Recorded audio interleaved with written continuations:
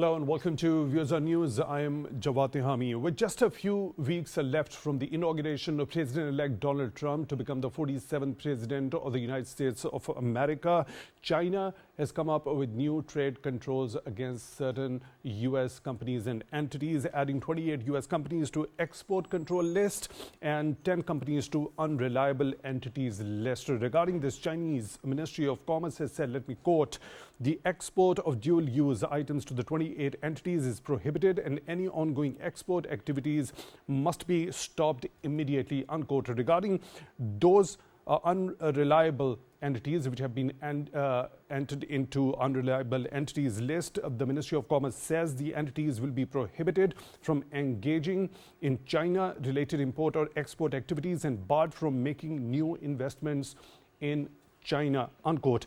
Now, the trade war between the United States of America and China that started under the first administration of President Donald Trump when he was 45th President of the United States of America got escalated during Joe Biden's administration as well. Although President Joe Biden, before coming into White House, was a strong critic of the crackdown of President Donald Trump's crackdown on the Chinese trade. Now, what do these Chinese trade controls actually signify, and what are going to be the likely implications, and what could be expected from the incoming new U.S. administration under President Donald Trump to go about its trade relations with China? A number of other aspects are for discussion in today's show. For that, we are honored to be joined in the studio by Mr. Mustafa, Syed, the Executive Director of Pakistan-China Institute. Mr. Syed, thank you very much for your time, for being with us on the show tonight. Really appreciate that. On Skype, we are honored to be joined by Ms. Shazia Malik, Expert in International Relations. Ms. Shazia, thank you very much for your time, also for being with us on the show tonight. Really appreciate that. At the same time, we are honored to be joined by Mr. Jauhar Saleem. He's former Foreign Secretary of Pakistan, also currently serving as President of Institute of Regional Studies in Islamabad. Mr. Saleem, thank you very much for your time, also for being with us on the show tonight. Really appreciate that. Let me begin the discussion with you, Ambassador Saleem. Now, Ambassador Saleem hasn't joined us as yet. As soon as he joins in, we'll go back towards him. Mr. Syed, let's go back to explore the origins of this particular trade war between the US and China. I think that the geopolitical landscape when President Trump was in office in his first term was very different than it is today. And in the first term, President Trump was still getting a hang of things. It was his first time in the presidency. It was his first time holding political office. And it was his first time developing a rapport with these key world leaders, particularly the adversaries, Putin, President Xi. But now in his second term, we've seen that those two key relationships, I'll add also Russia to it, have come a long way. He has a very positive personal rapport and relationship with Putin and with President Xi. In fact, he's invited President Xi Jinping to his swearing-in ceremony, to his inauguration on the 20th of January. Which is a very nice goodwill gesture. So I think that there is a difference, Jawad Saab, between his rhetoric and what will ultimately be his actual policy. Even if you look at a very real-time example, which is just 10 days old, of TikTok, the United States, the outgoing United States administration was going to ban TikTok. Yeah. But President Trump has said that there's the softest President Trump, and in this first term, and you were just in the US for covering the elections and you did a great job, but you remember how anti-TikTok and anti-such social media companies he was in his first term. But this time he said that TikTok is something that has helped me win the election. So we will think twice specifically if we want regarding to ban it. TikTok. During his election campaign, but also after becoming the president-elect, there was a softer stance regarding as to that particular ban on TikTok. But as you already stated, that has got a very better relationship towards two of these major powers in the world and their leaders, President Xi Jinping as well as President Putin. Then why, and you also mentioned that there is a huge difference between what he says, the rhetoric, and what he goes about doing in action. So why, if he's got such a good relationship towards both of these leaders. Why specifically imposing $360 billion worth of tariffs on Chinese products? I'll come back to you with this particular question. Let me go towards Mr. Jauhar Saleem. Ambassador Saleem, thank you very much for your time, for being with us on the show tonight. We really appreciate that. Where do you see the origins of this particular trade war? Do we find those specific origins under President Trump's first administration, or do they date back before that as well? The friction has started between the U.S. and China, I would say, during the Obama years, because as it became evident that China was becoming increasingly advanced in certain technologies. And then the U.S. perspective on China changed. And the new perspective saw China as a possible threat. President Trump, during his election campaign, because he has that protectionist mind, and he has been saying that tariff is the most beautiful word for him in the English language. So he was big on that. So in his term, he imposed tariffs on China. In fact, he enhanced those tariffs to a very significant level. Then interestingly enough, he noticed that despite slightly different perception, but President Biden chose not to withdraw any of those tariffs, and those tariffs are maintained.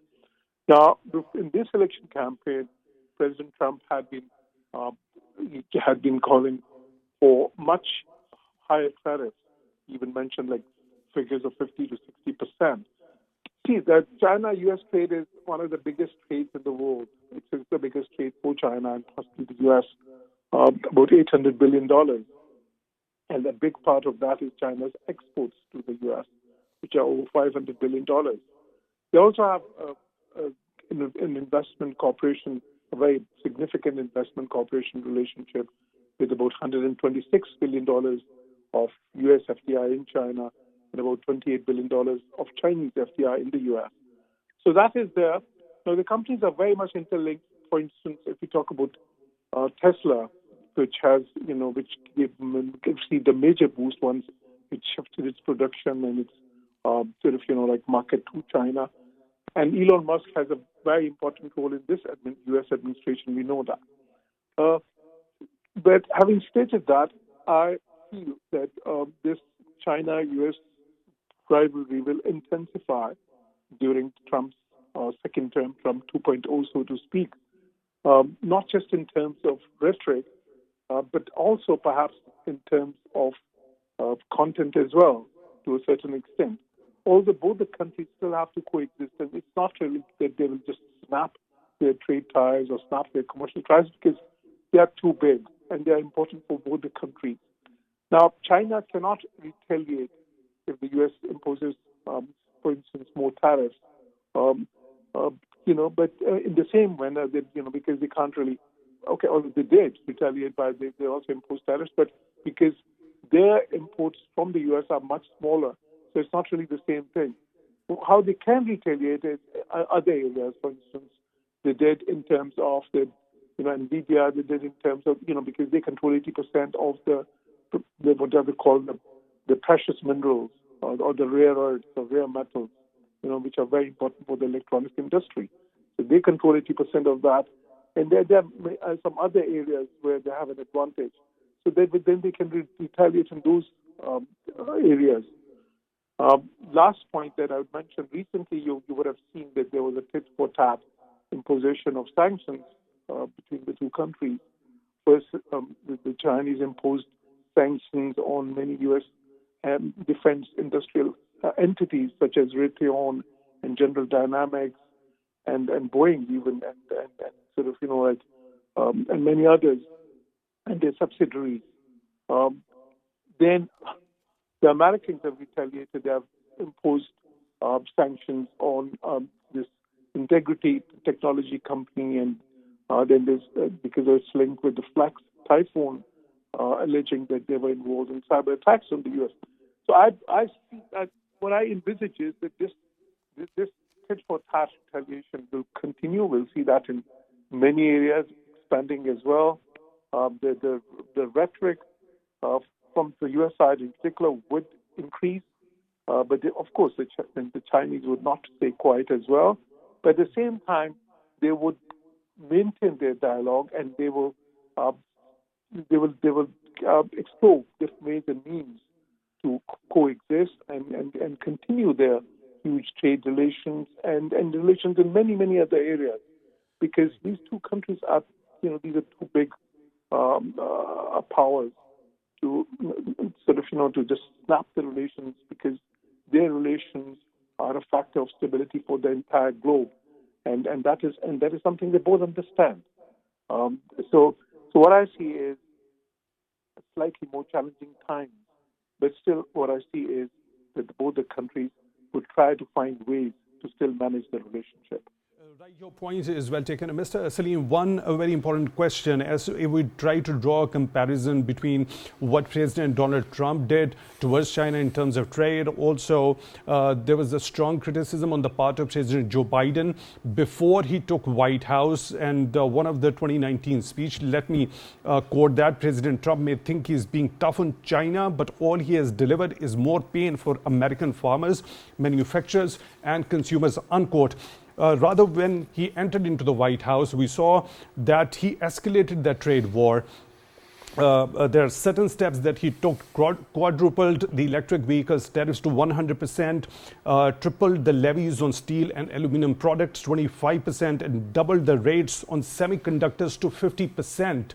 So after that very strong criticism as to the policies of President Donald Trump, why President Biden continued with more of escalation on this particular front? Yeah, the reason is that, like I said, they see China as a threat, and they are involved in 2 or 3 policies to contain China. One is what they call the decoupling, which is basically, they want to replace as much as possible China in terms of the global supply chain with other countries such as India and others, although India is not really ready for that, and that is something that the U.S. Realized and recognized subsequently. The second thing is, of course, the Indo-Pacific strategy, sort of, in terms of geostatistics, and we see that being implemented as well. All these sort of organizations, Quad and AUKUS and sort of, Five Eyes and all others. And India has a very prominent role in that. But the most important part is that they're denying technology, sophisticated technology to China, because now they realize China is just 10 or 15 years away in certain technologies, and in other technologies it's probably at par with the US and other European countries. So that is why they become very cautious. Now that is something that will continue.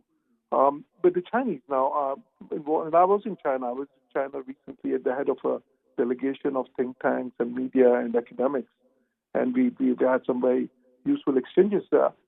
China is involved in developing its own indigenous technologies in many areas, and they have realized that that the decoupling is in progress. It's in process. Has been in process for quite some time. So naturally, they're trying to develop their own technology. So this technological war between these two countries, and in some ways between China and the West, I think this will determine the course of 20th century in many ways. Mr. Jawad Saleem, former Foreign Secretary of Pakistan, currently serving as President of Institute of Regional Studies in Islamabad. Thank you very much for taking time out for Views on News tonight. Really appreciate that. Ms. Shazia, Malik, what's your understanding? What do you think these new trade controls by the Chinese authorities on certain entities, adding 28 entities to the export control list and 10 into unreliable entities list, what do you understand? What do these trade controls signify? And what are going to be the likely implications for both the countries after this? Well, thank you very much for the opportunity. Well, it's going to have a disastrous effect on US, I must say, because Uncle Sam is not really getting the full idea about what they have done, for example. And this tit for tat attitude of China is now really becoming more aggressive, and it is coming to the fore now. The US must understand that, China controls 8% of more steel than US. It has, and it produces double the number of cars and trucks compared to US, and then it also dominates the solar industry and these critical minerals which are called the REEs. 80% of them China controls, and they are very, very important for the defense industry of US. For example, these minerals, gallium and germanium, they are very important in the development of defense equipment and part. Now, I remember, because I am in North America, when the pandemic set in, same sanctions were put on China, and then there was a lot of supply chain problems. Again, US is going to face these supply chain problems, and within 6 months you would be able to see these effects if this tit for tat war keeps on going. I mean, of course, Mr. Trump is a deal maker. He might see that these sanctions are not really very, very beneficial for the US, because in fact the tariffs that Mr.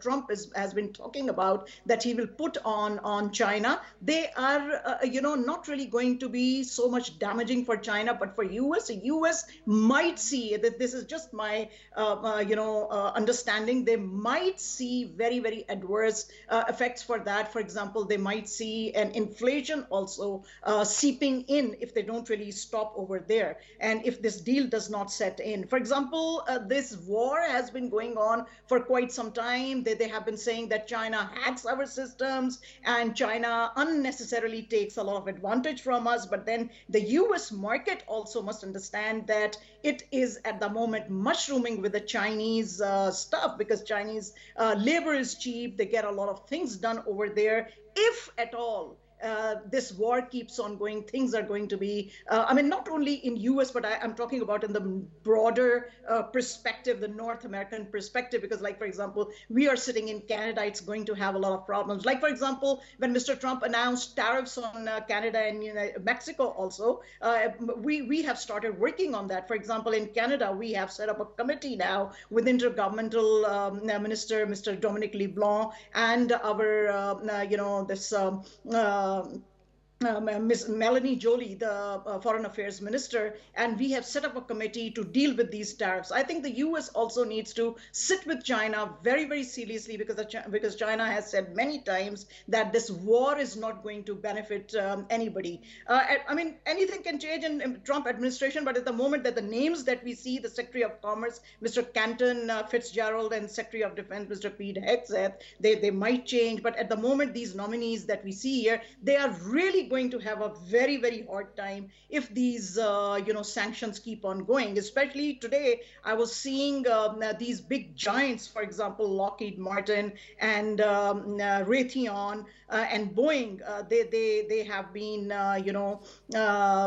part of these sanctions. Now, Lockheed Martin definitely has said that they are going to see what the American administration says. But if, for example, these sanctions actually are not talked about, even the tires are going to be very expensive. So this will not only affect China. They think US has now a mindset that they need to, slow down the influence of China, which is really increasing. They also think that China might take over Taiwan. China has not shown this kind of, adventurism at the moment. Maybe in 2046, on the 100th anniversary of CPP, they might think about it. But just to put China on a corner, US for a very long time has been putting sanctions on them. They have been constantly, putting blames on them that you are hacking our systems, just like recently also. And the Chinese Foreign Ministry said that the IPP addresses were actually in Florida, in Turkey, somewhere else, not there. So China had to do something. My understanding in the larger perspective is that the two of them are going to definitely sit down and talk about it, because Mr. Trump will not take this anymore, because he knows his policy is America first. But this policy, absolutely, which Biden administration pursued after Mr. Obama, is going to damage the US public more. The government has not come in. I'm sure.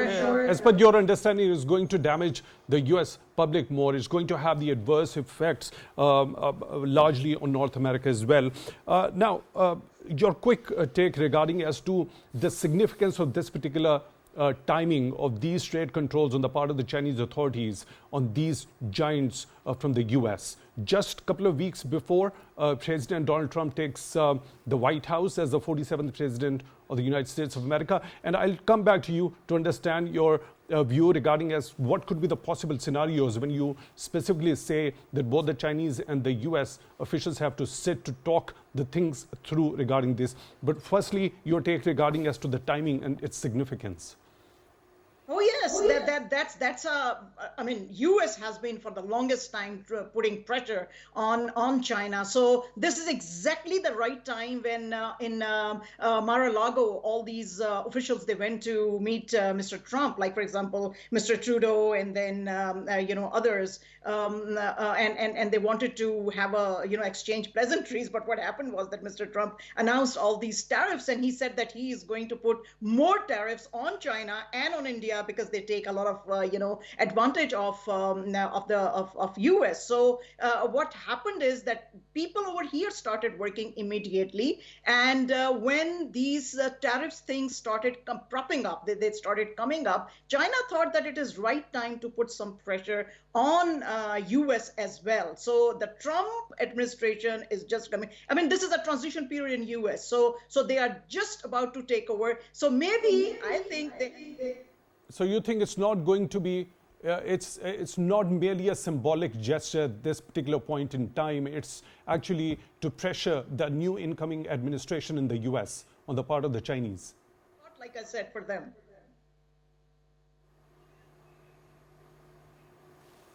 Okay, Mr. Syed. Now, to what extent do you think it's going to have the adverse impacts on for the US companies in particular, these new Chinese trade controls?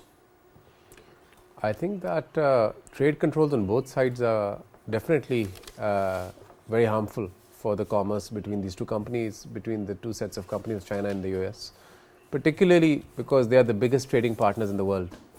And that will also affect the global supply chain. And I think that this will peak very soon after President Trump comes into office, this trade war, and I think there will be dialogue. So I think President Trump will have a talk and fight approach, whereas he will up the ante with these tariffs and the trade war. He will continue with that, like he, as Ms. Shazia said, as he did with Canada, and as he will probably do with the EU. So he has the same carrot and stick policy. So he uses these tariffs and these trade wars to bring them to the negotiating table, have an upper hand, or attempts to have an upper hand, and then negotiate a basic common consensus between the countries. So I think this is his tactic. But at the same time, he's a businessman. So in the light of that scenario, do you think these trade controls by the Chinese authorities are a preemptive measure in that particular regard, just before he takes office? China is reciprocating, because the original sin was, I would say, committed by Washington. And this outgoing administration, Biden administration, has been putting trade controls almost every week. We've been seeing new set of trade controls. So China is just reciprocating, which is, I think, expected in diplomacy. Or whatever gesture there is reciprocated. But at the same time, I don't see the relationship going very south like people are predicting, because President Trump, we've seen, has been negotiating in the past with the biggest of arch rivals of the United States, like the President Kim Jong-un of North Korea, and we saw that in was it in Singapore or Vietnam, he was having a Burger King with him, and I think the bringing South Korea, North Korea to the table, he had succeeded on bringing down the temperature.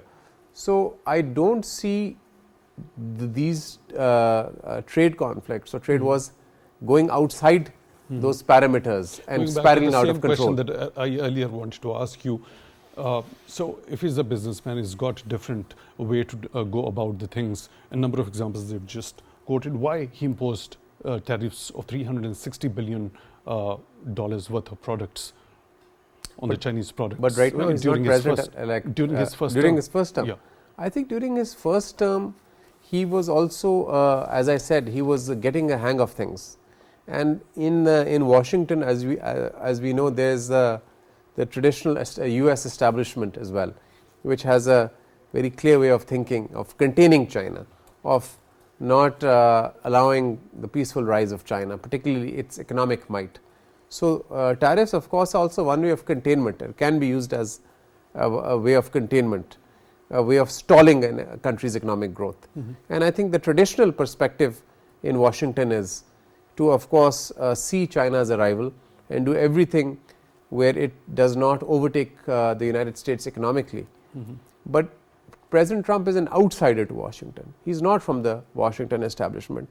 He's rather an intruder in Washington. And if you look at his picks, like the pick for Justice Secretary, pick for Attorney General, they are not from the status quo either. They are, for example, the FBI.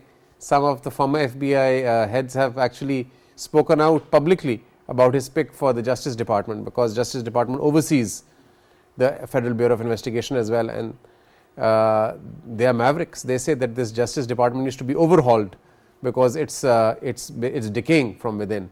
So him and his picks believe in breaking down the house and rebuilding. Right. They say there's something seriously wrong in this house, so we need to break it down and rebuild it. And when you break it down, part of it is the US establishment. So we see a confrontational attitude of President Trump and his team with the traditional bureaucrats and the traditional elites of Washington. So there's a big distinction. So we have to keep that in mind. So how, when we specifically talk about the Chinese approach on trade front, how the usual pattern of the Chinese authorities, as you already mentioned, that they are reciprocating or rather responding to those sanctions or the trade tariffs on the part of the US officials or the authorities, how the usual pattern in the past, in the last under 2 different administrations of the Chinese officials have been? Firstly, Jawad Sahab, you have to understand that both the United States and the People's Republic of China have been beneficiaries of being the biggest trade partners to each other. China and the US have benefited immensely from this commerce. US is the biggest borrower of Chinese money in the world, and the biggest market for Chinese goods and commodities is the United States of America, right? So there's this very deep interdependence, and it was the United States that prodded, or rather at some stage coerced China to join the WTO. Okay. And after China joined the WTO, the United States said, oh my God, now they are leapfrogging ahead of us. All of a sudden, you know, that's how their economic growth took place. So I think the bigger beneficiary from the US China commerce has been China, because their economy has ballooned to the second biggest economy because of joining the WTO, and then of course gateway with the commerce with the US and then Europe and these big markets. So I think that the reciprocal tariffs is just to show that they will not take it lying down. It's just posturing, in my opinion, because they don't want to appear as weak, so which is standard diplomacy. So that's got the symbolic importance.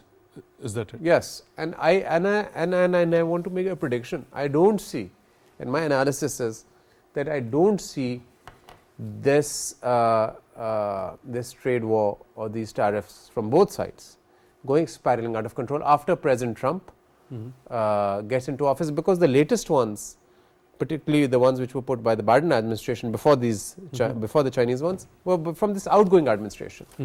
So a lot of countries, particularly it's known that an outgoing administration doesn't carry that much weight, and the things that they do before they leave office are not necessarily to be continued. So what are going to be the possible scenarios for the incoming new administration in the US? I think there will be a review of these key relationships and how to engage with these key countries. There will be a review. And if you look at Henry Paulson, who was the Treasury Secretary of President Trump in his first term, and who was also chairman of Goldman Sachs.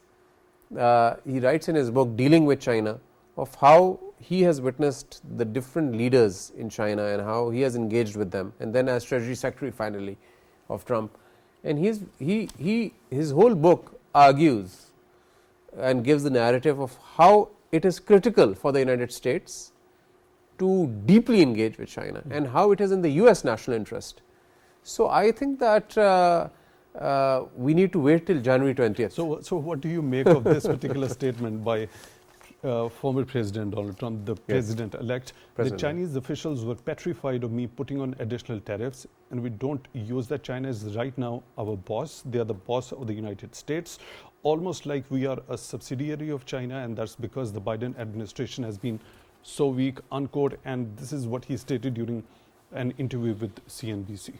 What this is very predictable Trump rhetoric, which is also said the same of the EU, which is China is considered a rival, Russia is considered a rival, but the EU is a very key partner of the United States, right? Canada is a very key partner, and Ms. Shazia correctly said that Trudeau rushed to Mar-a-Lago to give his respects to the president-elect, and Trump the next day tweeted that the 51st governor of the United States, he's compared Canada to a state of the United States, which is very insulting. And he said Governor Trudeau. So that is, you see, one of the closest ally, I would say, Canada and the United States. So, and with the EU, he also says that EU doesn't pay its fair share in NATO, etc. So, in my opinion, I wouldn't overread into this. And as far as China bashing is concerned, it's part of US politics. I don't think these statements will translate into effective policy under the Trump administration. Right. Ms. Shazia, what's your understanding? Which of the two administrations, the previous Donald Trump's administration or the Joe Biden's administration, which out of the two had been tougher on the front of trade with China? I just said that, Mr. Trump is a deal maker. If you remember that even last time when he came and he was on election trail and he said, oh, we are going to impose sanctions on Saudi Arabia because I have heard a lot of bad things about them. And then what happened? He came in power and he said, no, we can't put sanctions on Saudi Arabia because they are one of our biggest, one of the biggest buyers of our arms supply. So that's what Mr. Trump does. He sits down with people and makes, the deals. If you remember that, even last time they had these very tough conversations and with China, but then what happened was that everything started settling in. At the moment also, now, for example, the dynamics of the world have changed a lot since his first presidency. Definitely, Mr. Biden just ruined everything, if I can say, as far as China was concerned, or even some other countries of the world were concerned, but they could have, made things better. They have been sending their delegations to China every now and then the delegation would go there and talk about very lovey-dovey things and then come back and say, oh, China has done this thing, immensely badly, and then we are going to, put sanctions on them. Mr. Trump, because, U.S. at the moment is very busy in Middle East. They are busy in Ukraine. Mr. Trump, I think, first of all, he's going to finish all these wars, no matter, what we see the cost can be. But this trade with China, they definitely cannot continue because, like I said, I think just mentioned even now, 80% of the minerals, these critical minerals are controlled by China. So it is going to be, this industry, the defense industry of US is going to be on deathbed if this thing prolongs. I'm just repeating the possible scenarios at the hands of the new Trump administration. How do you think it can go about it to de-escalate the situation if it really considers that it is going to adversely affect the Americans themselves?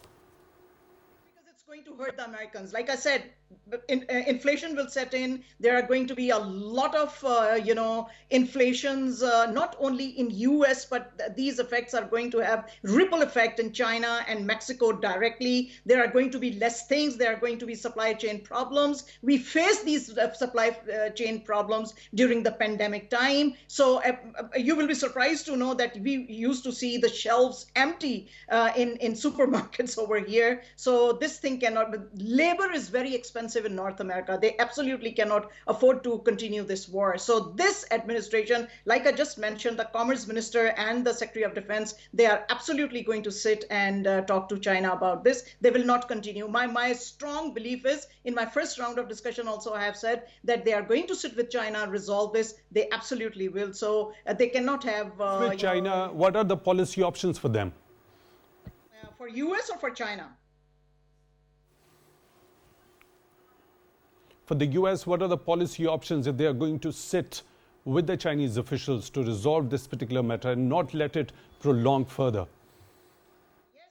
They are going to talk about a fair trade deal. They think, in their view, the Chinese have been very unfair, but once they sit down and they talk about these things, they will find out a way to, doing trade fairly according to them. And China is always willing. China has said this many, many times that these trade wars are not going to benefit US and China. And US, at the back of their mind, they know very well that China, as far as the economy is concerned, they are very, very strong. And they, at the moment, might be the second largest economy. They soon are going to be the biggest economy of the world. So US cannot have a trade war in this context with China at all. So what has the usual pattern of the Chinese authorities when it comes to responding to these tariffs on the part of the US authorities is concerned has been in the past? Also, there has been a tit-for-tat response. I mean, this is not really something very, unusual. That we have seen the visits of Miss Yellen in China. They have been talking about this for a very long time now during Biden administration. I personally think that whenever they put sanctions, China, in response, just in a tit-for-tat response, they put these sanctions. Otherwise, they don't really want to have these trade wars. They just want to do their work peacefully. They already know that they dominate all this trade market in the world, and US itself is so much dependent. If you go to the US markets, you will see the market is swarming with Chinese things. Of course, China never takes the first step. It is always the US that imposes sanctions, and then China has to show its muscles and it retaliates. So these things are going to settle down soon. That's what my understanding is. With Trump, I think we are going to see a better world. That's what my prediction is. Okay, your point is well taken. I'll come back to you for your further understanding regarding a very important point, that point towards you, Mr. Syed.